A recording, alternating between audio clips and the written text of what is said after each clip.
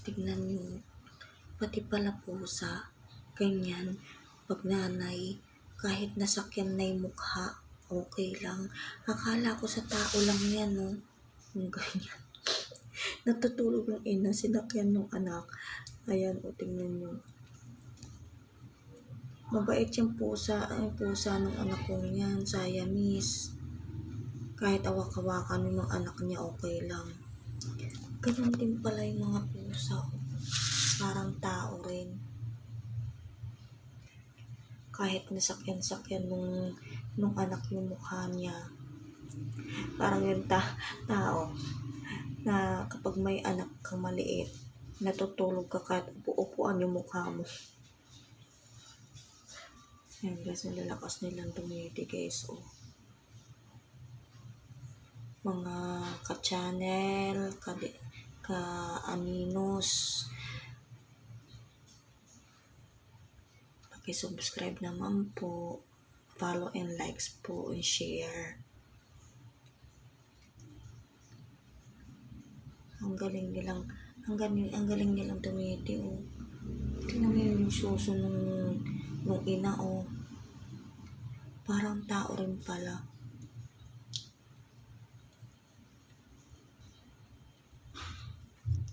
Tingnan mo yung suso niya. Galing nila, parang tiger, oh. Parang tiger tong isa, oh. Yung isa, may halong kulay na ni Pepper. Yung isa nakatulog na sa dede. Sa susunod na. Lipat siya ng lipat, oh.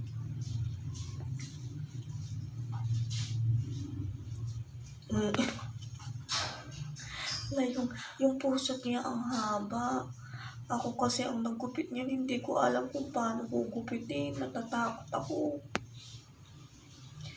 Hindi kinakagat nung ina yung mga puso nila.